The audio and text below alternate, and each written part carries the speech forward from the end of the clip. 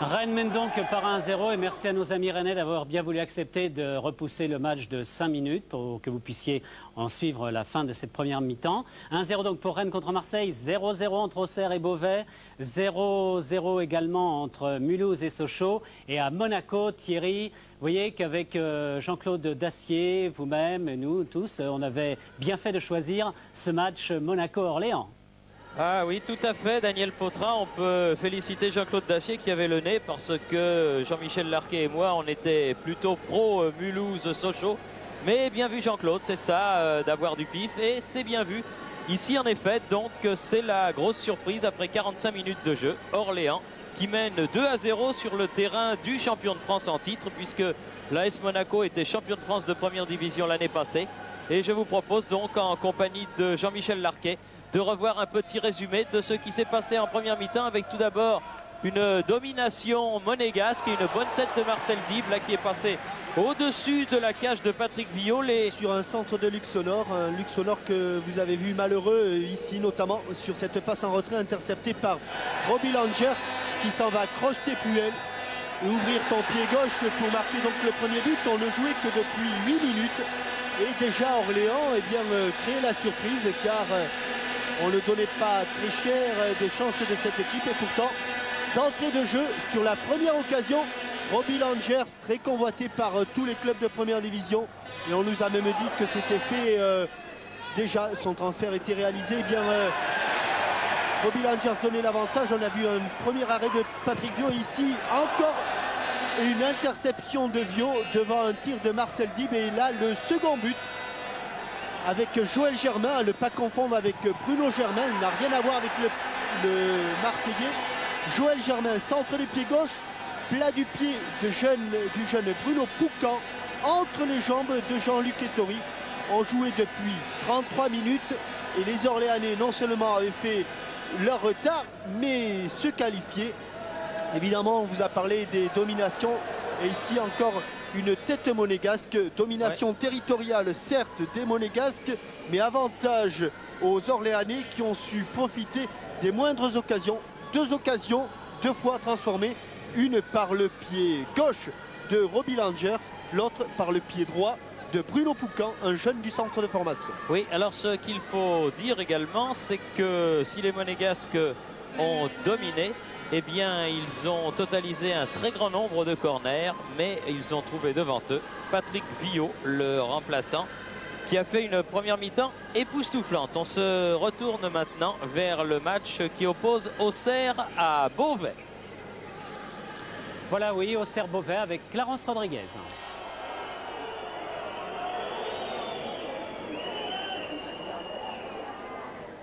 Nous allons le voir, Auxerre qui joue en blanc, Beauvais en rouge.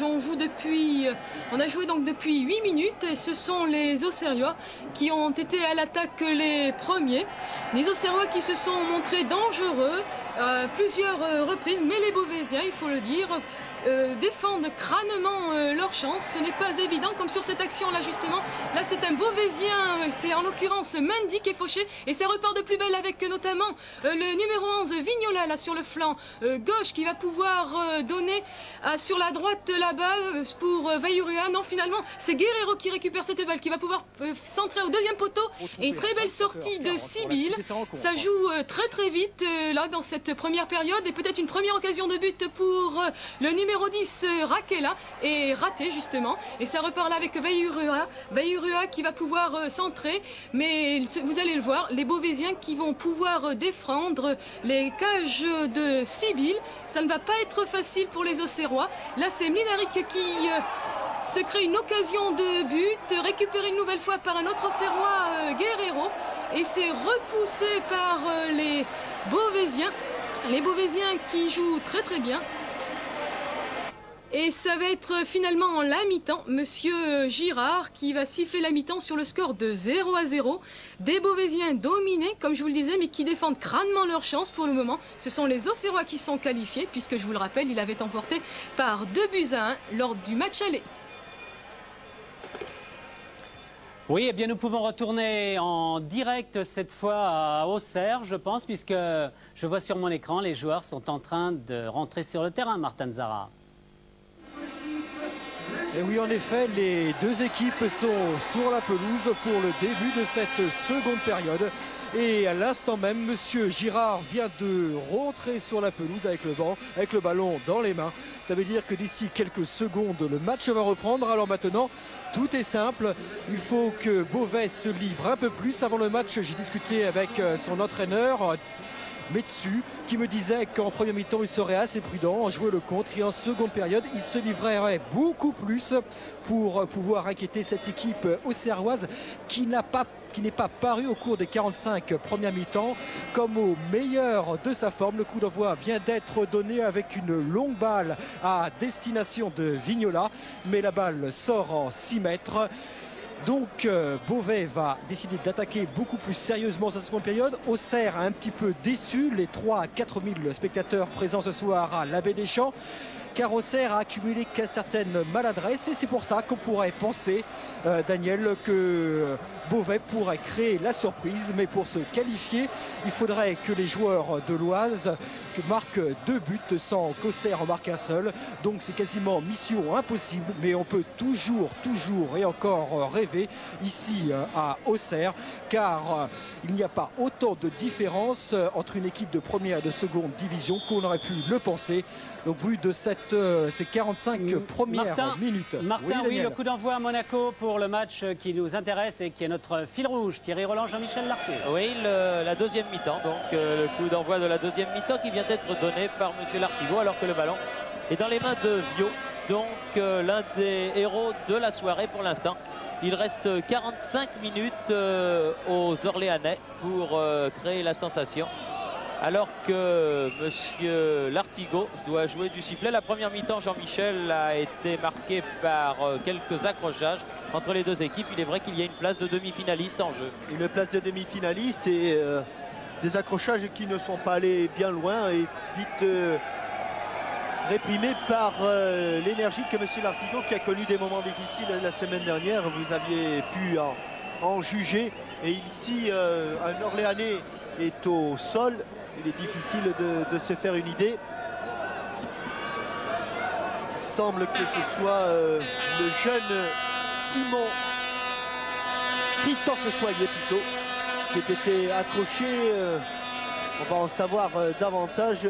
C'est vrai qu'il est au niveau de rien. Et puis qu'en plus, Christophe Soyer qui joue avec le numéro 12, oui c'est bien lui, qui a été remis sur pied. Il ne devait pas jouer. Il a été l'appelé de dernière heure, Christophe, et cela va permettre donc à Monaco de se dégager des Orléanais qui, vous l'avez vu, ont joué contre Monaco de la même manière qu'ils l'avaient fait contre le Paris Saint-Germain au Parc lorsqu'il s'était imposé 4-0. Et avec la même réussite. Avec la même réussite, beaucoup de spontanéité dans les attaques, à l'image de ce que leur demande le tandem d'entraîneurs. Enjeu de Glenn Hoddle, signalé par le juge de touche, qui est ou M. Chéron ou M. Cruipelinck. Toujours est-il que c'est un coup franc qui va permettre à Orléans de se dégager. Et sûr que du côté d'Orléans, on doit retenir son souffle, car il n'y a qu'une petite poignée de supporters ici au stade Louis II. Tous les supporters de l'US Orléans sont restés dans leur bonne ville et ils retiennent leur souffle, alors que VA, l'un des meilleurs monégasques, centre en retrait et but marqué par Kurbos. Les deux équipes sont à égalité par deux. Un bon centre de Wea, Georges Wea, le Libérien, qui a été l'un des meilleurs monégasques, alors que l'on voit ici toute la détresse de Patrick Vio. Georges Wea qui prend l'avantage sur Henri Zambelli, centre en retrait parfait pour Tony Kurbos, qui ne réussit pas très bien sa reprise instantanée, mais c'est souvent ainsi que l'on marque des buts. Elle rebondit, il ripe un peu sa balle, il la tope comme l'on dirait, mais elle va s'afficher dans le coin droit des buts de Patrick Vio, donc égalité parfaite sur l'ensemble des deux matchs. Attention là, Amoros qui rentre dans les 16 mètres, qui lobe Vio, mais la balle passe au-dessus. Et il a voulu la jouer en finesse, Manuel Amoros. Il a voulu piquer son ballon au-dessus de Patrick Vio, plutôt que de frapper en force. Alors il est évident que si le score en restait là, 2-1 pour Orléans ici, 2-1 pour Monaco il y a une semaine à Orléans, nous aurions droit à la prolongation, éventuellement au tir au but, mais nous n'en sommes qu'à la 4e minute de cette deuxième mi-temps.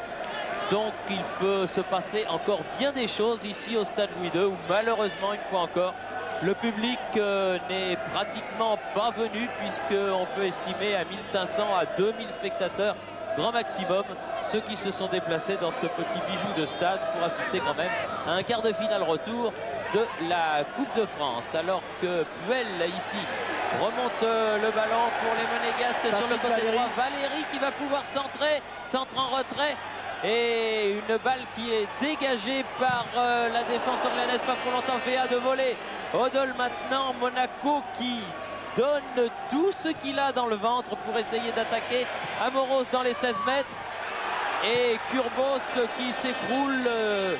Je n'ai pas vu s'il avait été touché. Non, mais je pense que dans les vestiaires monégasques à la mi-temps, Arsène Wenger a dû reprendre les choses en main. Oui, avec Glenn Odol ici dans les 16 mètres, slalom, Kurbos. Ah, battu Marcel Dib, a battu pour un coup franc. Oui, faute de Poucan, l'auteur du deuxième but, le numéro 11 de cette équipe d'Orléans, et un coup franc qui, ma foi, peut être extrêmement dangereux car se situant juste dans l'axe. À une vingtaine de mètres à peine des buts de Patrick Viau. Un coup franc idéalement placé pour Manuel Amoros.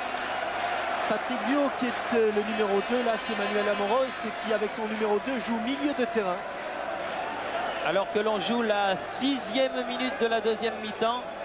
Et que c'est Simon Boyer, le stopper, qui est l'homme de base de ce mur. Mais M. Lartigot estime qu'il faut encore reculer en hauteur du point de pénalty.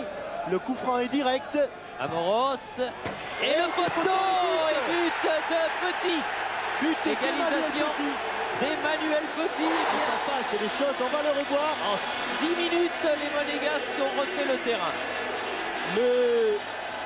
Le brossé intérieur du pied de Manuel Amoros, poteau. Et Emmanuel Petit, 18 ans, lui aussi du centre de formation, mais que l'on ne voit pas sur cette reprise. C'est lui qui lui plat du pied gauche, on va le voir ici. Le brossé de Manuel Amoros et plat du pied gauche pour l'égalisation monégasque par le jeune arrière gauche Emmanuel Petit. Alors là, du coup, c'est maintenant l'AS Monaco qui est en demi-finale, sans doute vexé. Et comme vous le disait Jean-Michel Larquet, sans doute bien sermonné par leur entraîneur Wenger. Les Monégasques sont revenus l'écume aux lèvres sur cette pelouse du stade Louis II.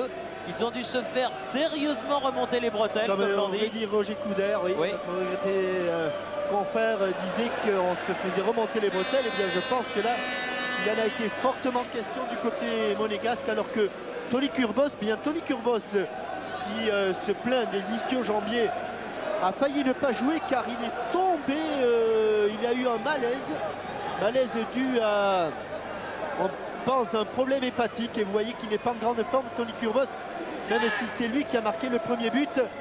Il se claque sur cette action. Il était dans la nuit de dimanche à lundi à l'hôpital. Il a subi cet après-midi même un scanner qui n'a rien révélé. Il a fait un essai en début de rencontre, essai concluant, et qui lui a permis de débuter la rencontre. Mais vous voyez que Tony Kurbos, sur cette élongation, eh bien, va s'ajouter à la longue liste des blessés monégasques, car si on les énumère tous, les monégasques n'ont pas été épargnés par les blessures. Atlé recommence à trottiner, Touré recommence à trottiner, tous les deux ont été opérés à Saint-Etienne. Bijota recommence à trottiner. Poulain vient de se faire opérer à Mulhouse par le professeur Geiger du genou. Vous voyez qu'il y a beaucoup de problèmes. Et avec ici Georges Weah. Oui, Georges Weah, le Libérien de cette équipe de Monaco, l'une des grandes confirmations de cette saison 1989, car il a fait progrès sur progrès. Et Simon Boyer qui a mis ce ballon pour un énième corner. Les Monégasques qui ont fait, oui, Georges Weah qui a été libéré par le malheur de Georges Atlé, alors que Tony Kurbos, c'est sûr, sorti et il a été remplacé par Garcia. Garcia, il était cadet il y a 6 mois, ce garçon. Il était cadet, il jouait en cadets nationaux, il a fait quelques matchs en promotion d'honneur, quelques matchs en 3e division. Et comme il faut racler les fonds de tiroir, eh bien Arsène Wenger n'a pas hésité à faire appel à lui. Anthony Garcia, junior première année. Le voilà qui touche son premier ballon et Vio qui peut se saisir de la balle et dégager pour son capitaine, le toujours jeune Henri Zambelli, avec Leura, l'un des feux follets de cette équipe de l'US Orléans, qui a mené 2-0 ici au stade Louis II avant de se faire rejoindre, vous l'avez vu, mais qui nous donne un bon spectacle et qui vous donne, je pense, un bon spectacle qui fait honneur en tout cas à la 2e division. Une 2e division qui aura été très à son affaire dans cette Coupe de France 1989, même si, comme tout le laisse à penser, elle ne pourra pas aller jusqu'au bout. Orléans qui n'a rien à perdre et qui attaque ici avec Hainaut. Et coup de sifflet de M. Lartigot qui a dû entendre sur le terrain. Des mots de Patrick Battiston. Un mot qui ne lui a pas plu, oui. M. Lartigot qui a donc arbitré la semaine dernière un houleux Montpellier-Sochaux, où sa sortie a été difficile. Hors-jeu de Robbie Langers et du jeune Manuel Leura, lui aussi très sollicité. On parle de Langers à Sochaux pour compenser le départ de Stéphane Paille. On parle de lui aussi à Nantes. Mais le club qui tenait la corde jusqu'à ces derniers jours, c'était le Paris Saint-Germain. Avec Battiston, une longue balle en avant du côté de Petit et un ballon centré derrière le but de Vio. Ils ont dû être un petit peu assommés, les Orléanais, par ces 2 buts marqués en 3 minutes alors qu'ils menaient 2-0. Curbos puis Petit sur ce coup franc d'Amoros qui ont complètement renversé ce match. Et il fallait ça, je crois, Jean-Michel, car si les Monégasques s'étaient installés dans la partie comme ils l'avaient été en première mi-temps, ils auraient pu connaître une sérieuse mésaventure. Oui, où ils avaient quand même fait beaucoup d'erreurs techniques. Mais c'est vrai qu'il a suffi d'une accélération des Monégasques pour remettre les pendules à l'heure. Encore une attaque par Joël Germain. Appel de balle de Langers plus exactement. Oui, ils disent Langers à Orléans. Et au Luxembourg, ils disent quoi? On demandera tout à l'heure, puisque Robbie Langers sera notre invité. Avec donc Battiston qui relance, relais avec Puel, Odell. Odell qui était pris par 3 Orléanais. Langers, ballon pour Soyer sur le côté gauche qui va pouvoir centrer. Petit dégage pour Monaco. Vous voyez que les Orléanais jouent crânement leur chance. Alors que nous allons rendre l'antenne à Paris pour faire un petit tour, comme le dit Alain Le Goater, notre bien-aimé chef de production. Avec 2 ailes. Avec 2 ailes, tout à fait. Alain Le Goater. À Mulhouse avec un L et un H. Frédéric. Est toujours de 0-0 et où le scénario est toujours le même, à savoir une équipe de Mulhouse avec son maillot blanc qui domine et une équipe de Sochaux qui procède par contre-attaque. Mais pour le moment, je vous le répète, les Mulhousiens n'ont pas encore réussi à trouver la faille. Eux qui ont été battus 3-1 lors du match aller, qui donc doivent marquer impérativement au minimum 2 buts. Un ballon là, côté droit, qui va peut-être pouvoir centrer, Gémère, mais les Sochaliens peuvent intercepter, dégager Stojkovic de la tête à la lutte avec Lada. Mais les Sochaliens récupèrent Thierry Loret qui donne tranquillement derrière lui. Lada de nouveau. Il y a beaucoup de joueurs de Mulhouse autour de lui et finalement la remise en jeu profite à Mulhouse avec Stojkovic et son brassard de capitaine qui préfère laisser derrière lui à Serge Gémère. Duvernois, Neveu. Deuxième mi-temps reprise depuis 11 minutes. En direction de Priou, mais remise un petit peu fort là vers Diringer, ce qui fait que le ballon est sorti. Et la remise en jeu est effectuée par Laurent Crossi en faveur des Sochaliens. Lucas. Crossley devant en direction de l'ADA qui a donc remplacé tout à l'heure Stéphane Paille. Attention, il ne faut pas laisser Adzhi Begic s'en aller tout seul. Et ce dernier, avec un petit geste là, qui a préféré balancer loin devant en remise en jeu afin de gagner du temps. Et donc, sous quelques sifflets du public, le ballon repart dans les pieds des joueurs de Mulhouse. Stojkovic, Duvernois, ces deux joueurs formant la paire centrale défensive de Mulhouse. Sinon, je vais faire une intervention. Zimmerman, mais pourquoi pas, c'était pas mal joué en direction du gardien de Sochaux. Et donc, Daniel, on peut peut-être se retrouver un petit peu plus tard pour faire le point ailleurs. Exactement, mais en fait, je vous rappelle la situation dans ces matchs. Mulhouse-Sochaux 0-0, Auxerre-Beauvais 0-0. Donc Sochaux et Auxerre font la bonne affaire pour le moment. Rennes mène 1-0 contre Marseille, mais Marseille est toujours qualifié. Et puis à Monaco, 2-2 entre Monaco et Orléans. Mais il suffirait aux Orléanais de marquer un but pour que ce soit celui de la qualification. On n'en est pas encore là, mais pour vous permettre d'aller vous désaltérer, par exemple, 3 minutes de publicité avant de retrouver les 4 quarts de finale de la Coupe de France. Rendez-vous dans 3 minutes. Je vous disais il y a quelques instants que tout était encore possible à Monaco. C'est le cas. Thierry Roland, Jean-Michel Larquet. Tout à fait, oui, à la 63e minute, alors qu'il y a là un coup franc dangereux pour l'équipe d'Orléans qui va Il serait se jouer. bon qu'on ait les images de Monaco. Oui. Parce que là, nous sommes à Mulhouse. Là, ce sont les images de Mulhouse que nous avons sur l'écran. Nous voici donc au stade de Louis II. Gérard Van der Gut va nous montrer le deuxième but de la soirée du luxembourgeois Robbie Langers, décidément un buteur d'exception qui avec a marqué ce ballon prolongé de la tête par Joël Germain. Oui, et et dans un but à la fermé. Papin. Oui. Un but à la Papin, une frappe terrible que Jean-Luc Ettori n'a pu qu'effleurer. Joël Germain qui avait prolongé ce ballon et vous voyez juste à l'angle des 5,50 m, le ballon va passer sous le flanc de Jean-Luc Ettori et comme vous le disiez tout à l'heure, Daniel Potra, un troisième but Orléans et ce serait Orléans qui serait qualifié. Donc on revient presque à la situation que l'on avait connue à la mi-temps. Orléans est qualifié, Orléans bénéficie ici d'un excellent coup franc. Oui, alors à ce coup franc il y a Hainaut. Et Gérard Baconnier du pied gauche. Hainaut, un tir à ras de terre.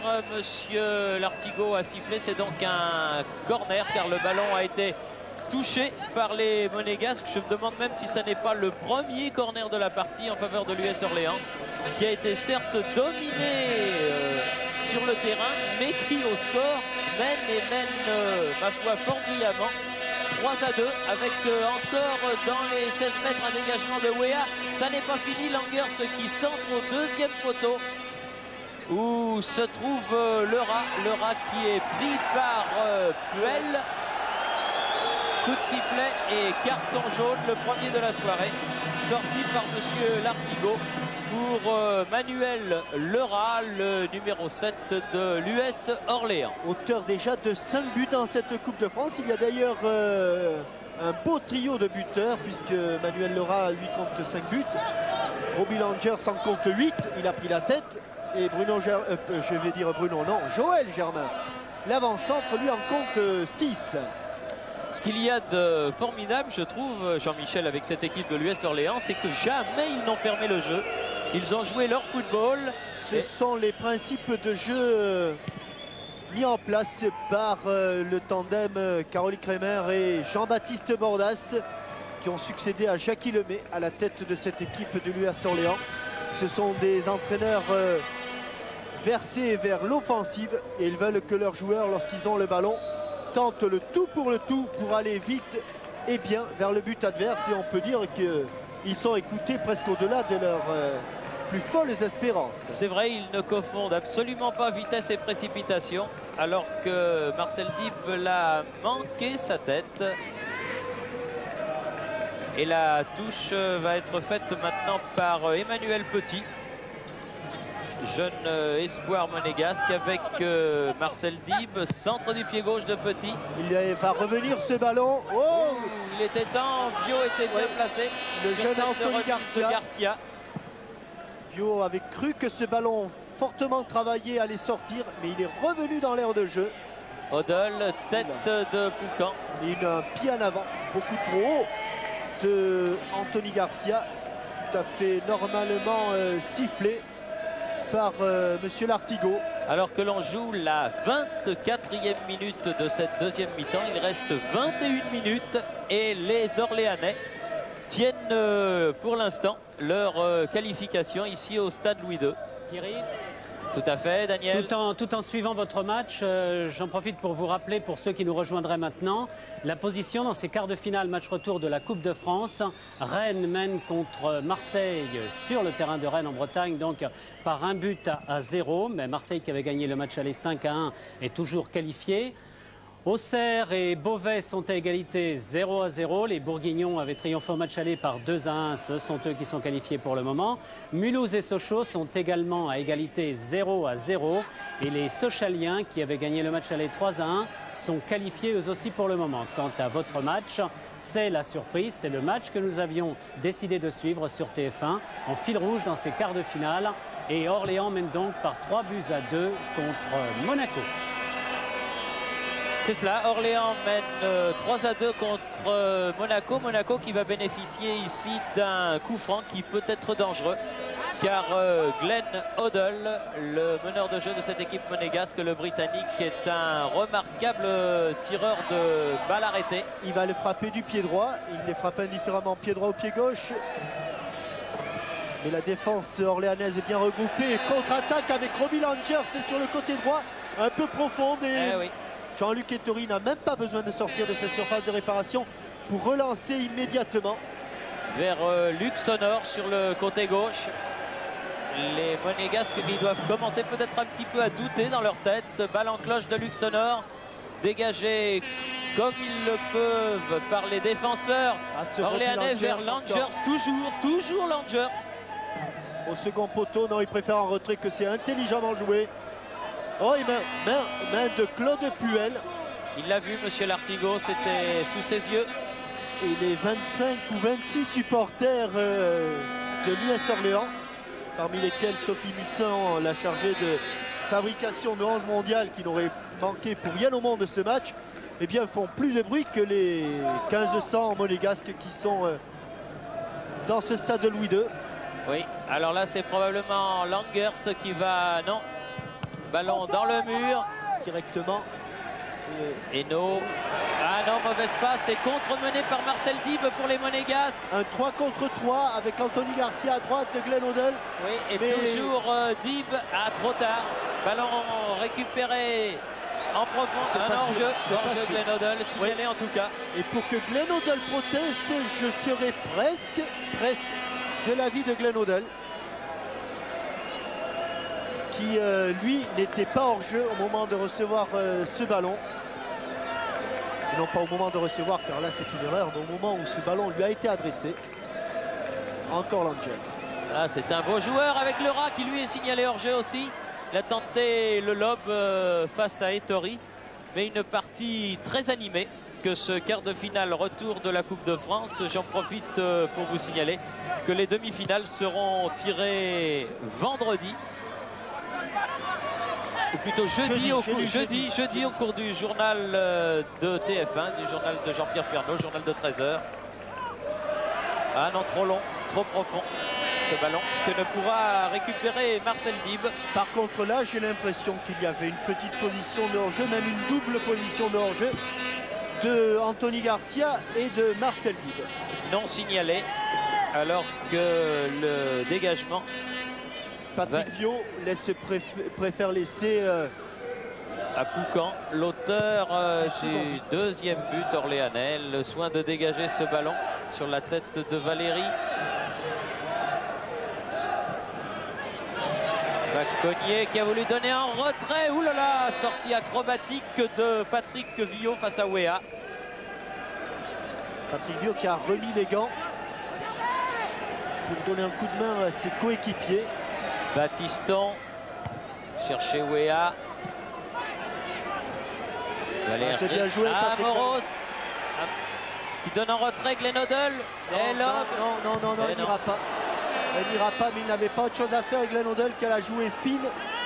Nouveau tir de Glenn Hoddle, mais cette fois-ci dans les bras de Patrick Viau. alors qu'un joueur d'Orléans reste au sol et que Vio a dégagé en touche. Il s'agit de Lionel Henault,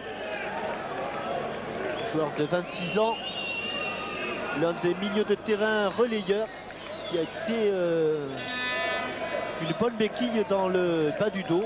Oui, et qui a été tout à fait remarquable, Henault aussi, depuis le début de cette partie, puisqu'il a été à l'origine du deuxième but marqué par Poucan.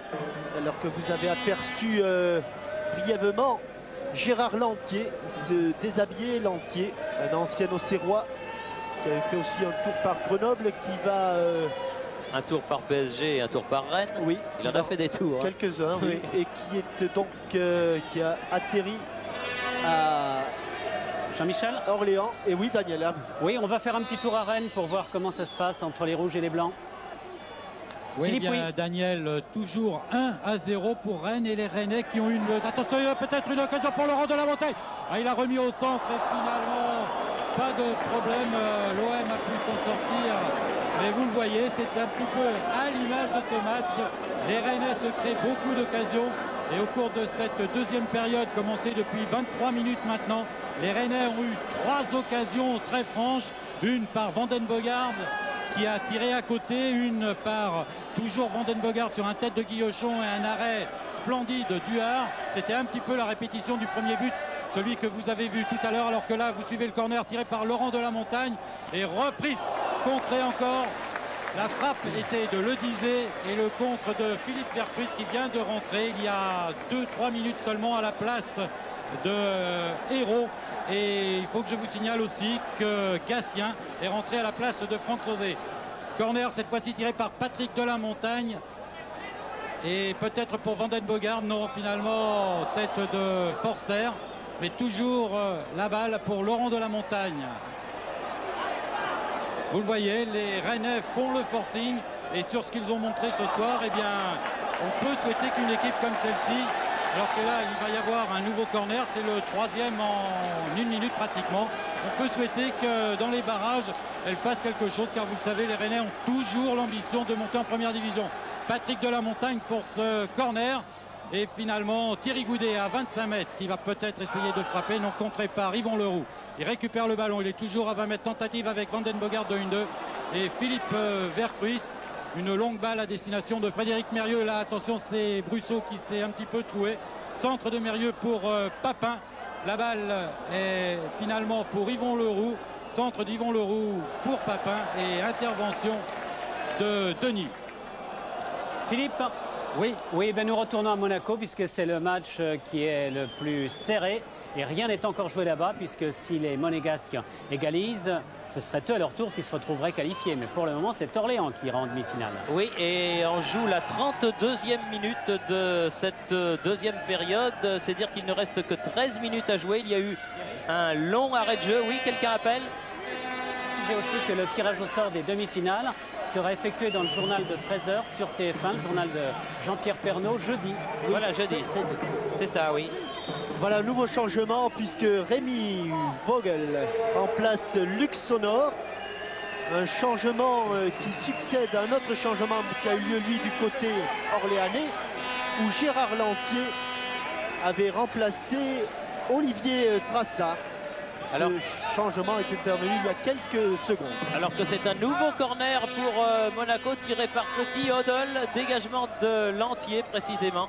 Loin devant, on ne va plus s'embarrasser de Floriture. Et les Orléanais, à l'image de l'Ajax d'Amsterdam de la grande époque, sont tous remontés en même temps. On aurait dit le départ du Cross du Figaro, c'est très joli. C'est beau, mais avec tous le même maillot. Et précisons que l'US Orléans a connu son heure de gloire en Coupe de France. C'était en 1980 et c'était contre l'AS Monaco, mais ce n'était pas en quart de finale, c'était carrément en finale. Oui, ils avaient perdu 3-1, mais ils avaient fait un bon petit match. Monaco avait remporté à cette occasion une Coupe de France qui trône dans les vitrines, chère à Nicole Bertellotti qui a à s'occuper de tout ce qui est le bureau de l'association sportive de Monaco. Une association sportive de Monaco qui a chaud en ce moment puisqu'elle est menée 3-2 alors qu'il reste une douzaine de minutes à jouer. Et on sent un peu les Monégasques, eux, confondre vitesse et précipitation. C'est vrai qu'il dirait presque qu'ils jouaient presque mieux lorsqu'ils étaient menés 2-0 que maintenant. Avec Valérie qui centre et but réussi par Marcel Dib. But de Marcel Dib sur ce centre de Patrick Valéry. Avec les triples, les Monégasques sont allés chercher ce but car ils doutaient énormément. Et sur ce débordement de Patrick Valéry, le jeune défenseur latéral, centre au cordeau parfait. Et Marcel Dib, qui avait eu 2 occasions déjà en première mi-temps, surgit pour de la tête mettre ce ballon dans le petit filet et remettre les deux équipes à égalité.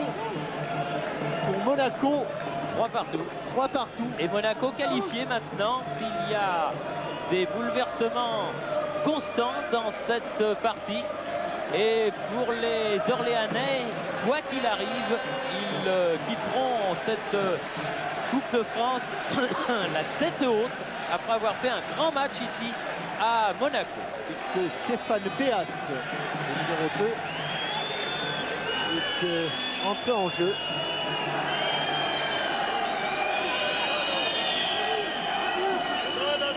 Les deux entraîneurs, Arsène Wenger pour Monaco et Jean-Baptiste Bordas pour Orléans. Un garçon avec lequel vous avez cohabité, Jean-Michel, Eh oui, il y a quelques années. Pour mon premier match officiel, il était mon chaperon un petit peu. Ça c'était bien pour lui, bien passé pour lui, un peu moins bien pour moi. On avait quand même pris 5 à Nantes. Ah bah c'était à l'époque pour des débuts, oui, des grands duels Saint-Étienne-Nantes avec un monté d'Amoros.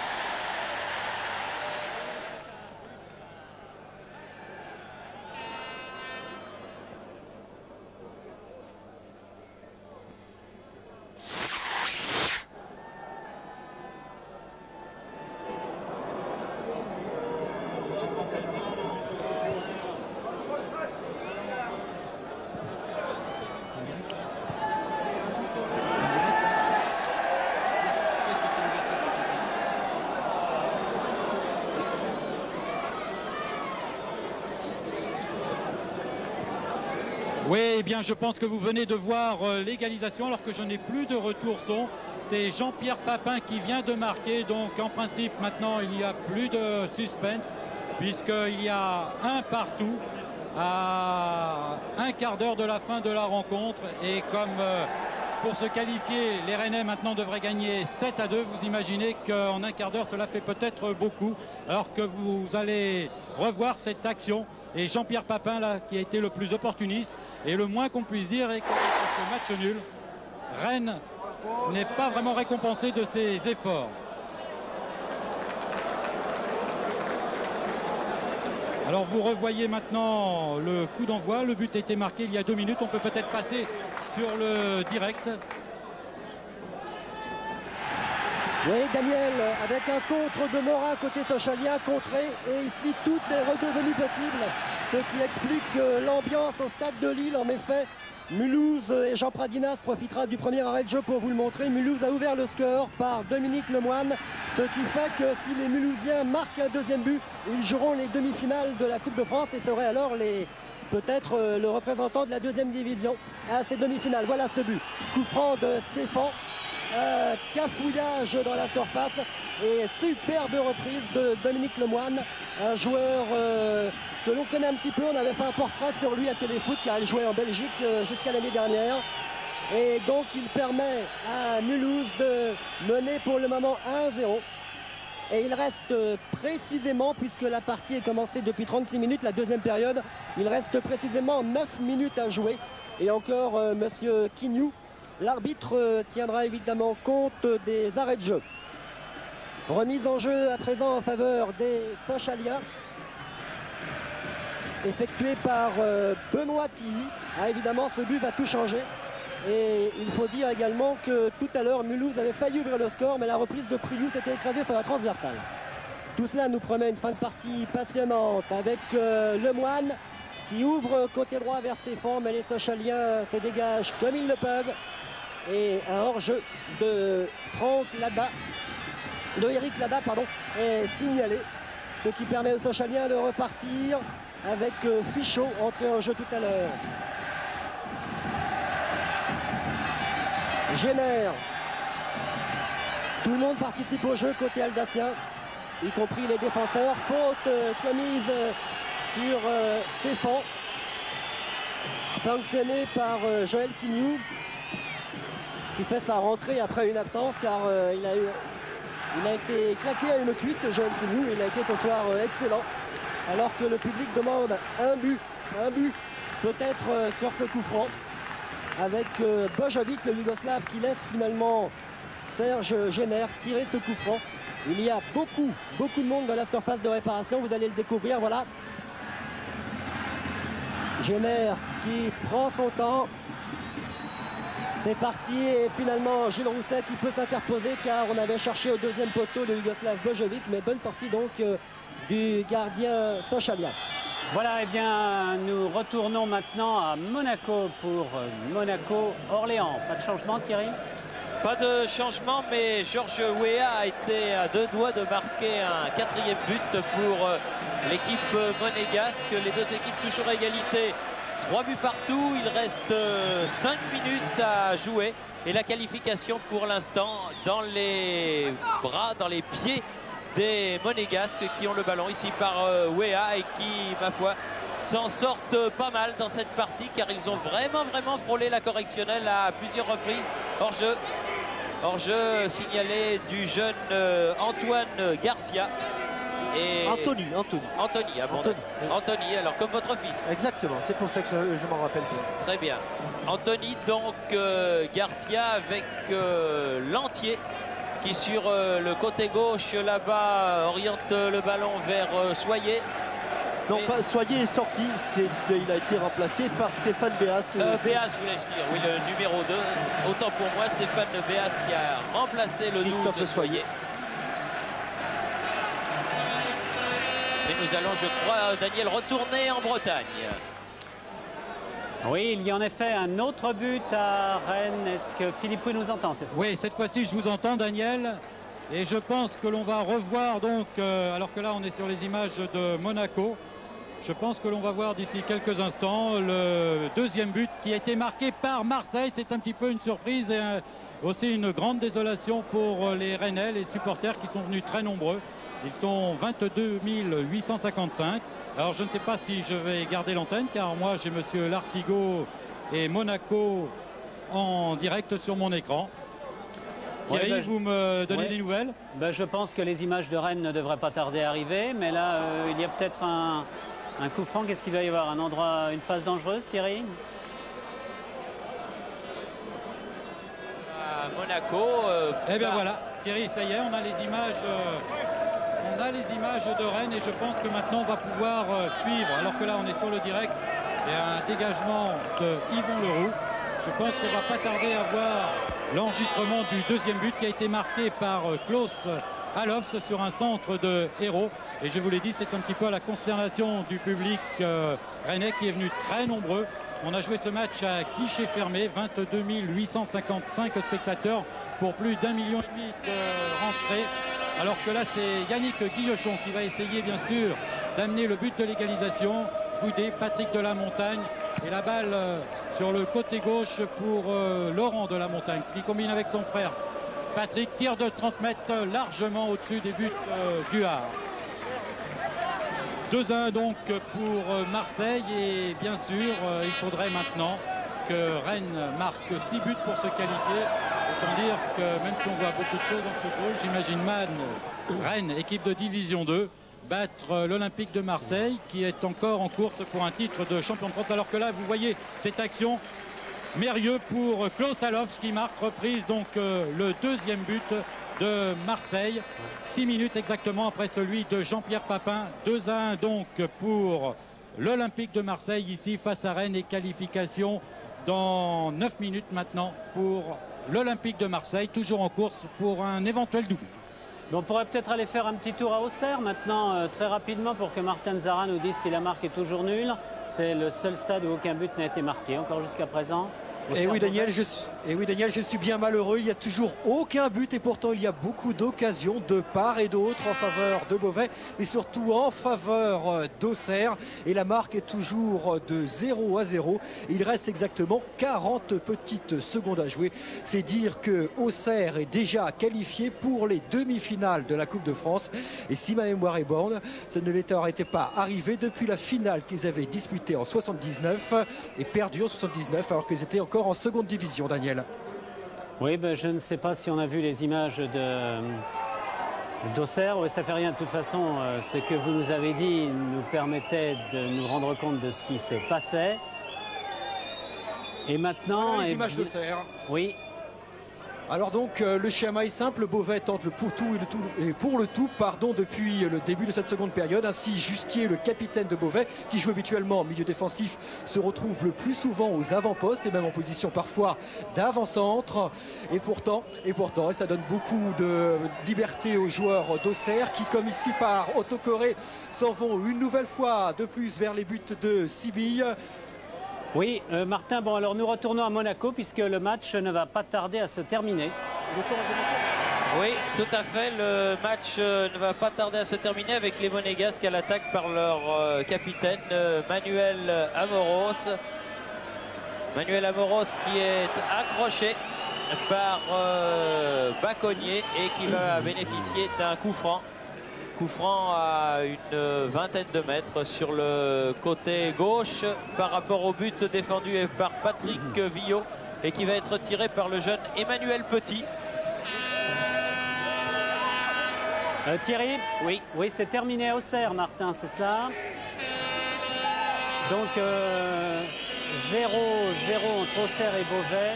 Auxerre qualifié pour les demi-finales de la Coupe de France. Et nous connaissons un deuxième qualifié qui est Marseille. Et nous allons peut-être en connaître bientôt un troisième à Monaco, Thierry. Oui, tout à fait. On joue les arrêts de jeu. Ici, il y en a eu quelques-uns au cours de cette deuxième période. Avec une touche au bénéfice d'Orléans et du jeune Béas qui trouve la tête de Dib. Ballon en cloche de Hodel. Et le jeune Anthony Garcia qui a l'occasion de marquer son premier but avec l'équipe Fagnon.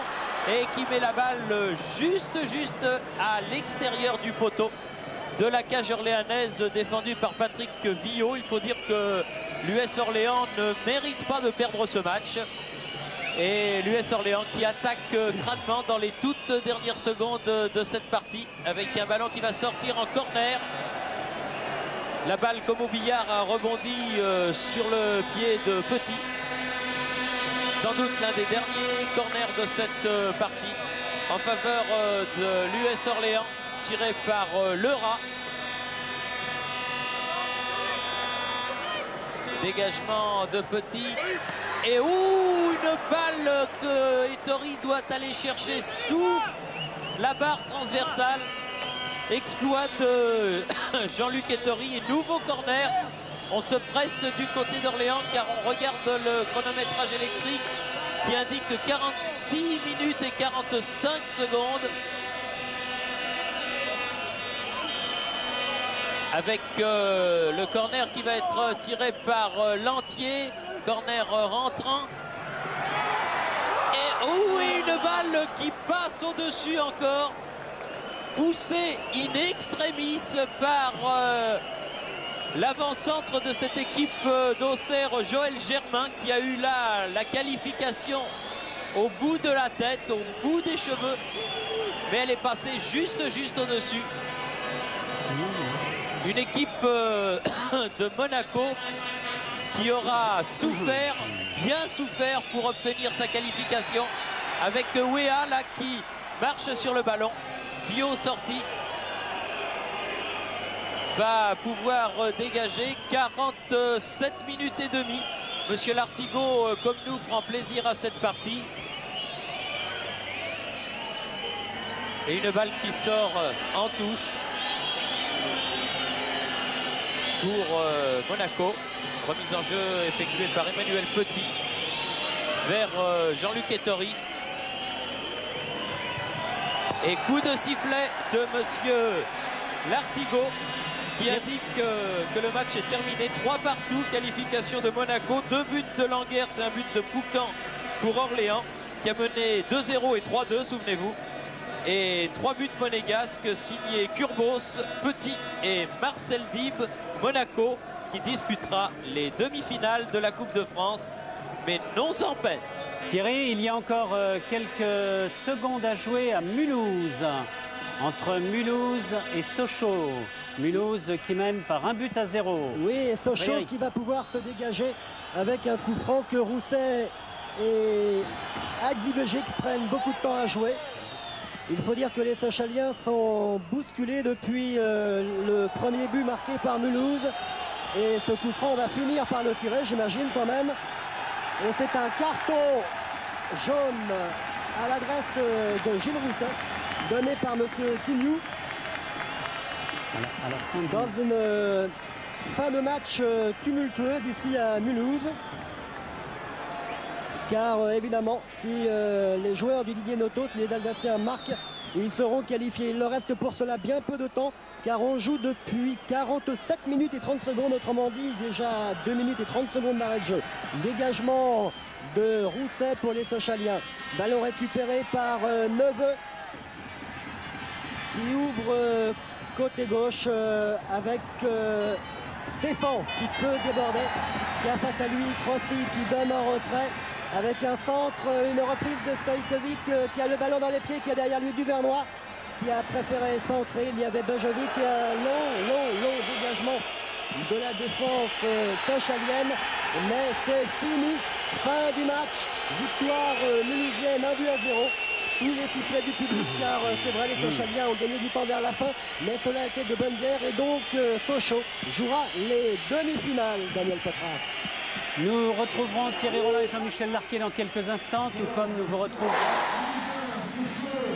retrouverons Frédéric, mais nous allons à Rennes où un autre but a été marqué. Nous allons suivre la fin de ce match. On va voir ce but, je pense, maintenant. Les Rennais viennent d'égaliser il y a 1 minute et le moins qu'on puisse dire est que c'est tout à fait normal, car ils ont fait un très grand match, vous le voyez sur cette action, une belle combinaison, et finalement c'est Laurent Delamontagne qui, du point de pénalty, trompe Gaëtan Huard.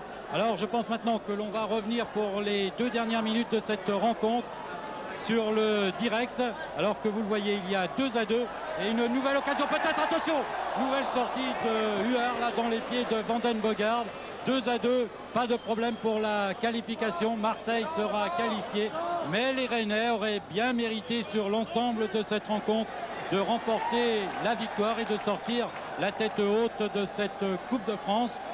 Et ils sortiront d'ailleurs la tête haute, car vraiment ils ont fait un très bon match. Alors que là vous voyez, le Roux s'est fait faire un petit pont. Attention sur la gauche pour Laurent Delamontagne, qui va peut-être essayer de centrer. Voilà qui est fait, qui essaye de trouver la tête de Brousseau. Vandenbogard et hors-jeu signalé, donc les Marseillais vont pouvoir tranquillement se dégager par Huard. Huard qui a fait une très bonne partie encore aujourd'hui.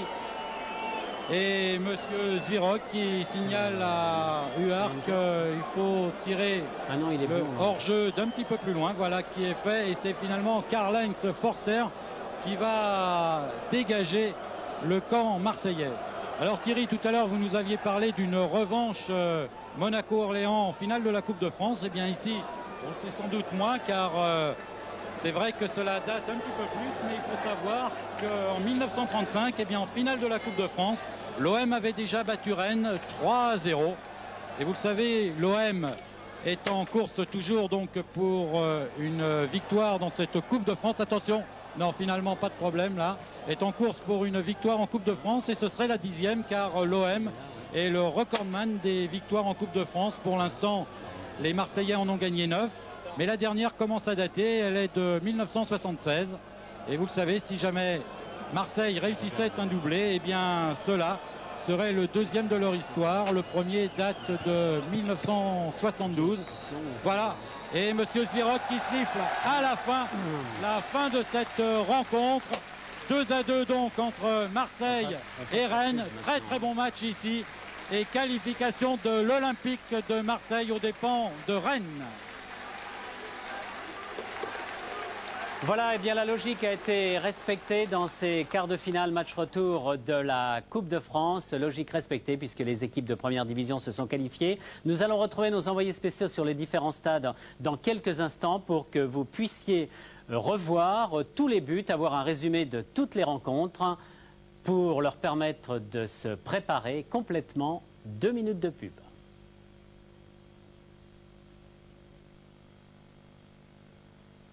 Voilà, les matchs viennent de se terminer. Nous allons voir rappeler les marques enregistrées dans ces quarts de finale retour de la Coupe de France. Alors nous voyons Auxerre, Beauvais, match nul 0-0. C'est Auxerre qui se qualifie puisque les Auxerrois avaient gagné le match aller 2-1.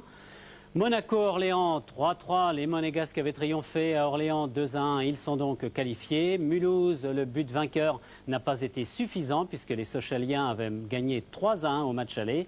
Quant à Rennes et Marseille, ils ont fait match nul 2-2, mais c'est Marseille qui se qualifie pour avoir gagné le match aller par 5-1. Donc la logique est respectée, les 4 équipes de première division se qualifient. Je vous redonne leur nom: Sochaux, Monaco, Marseille et Auxerre. Cela nous fera de belles demi-finales que vous pourrez vivre bien sûr sur TF1 dès le match aller. Le 27 mai, ce sera un samedi soir.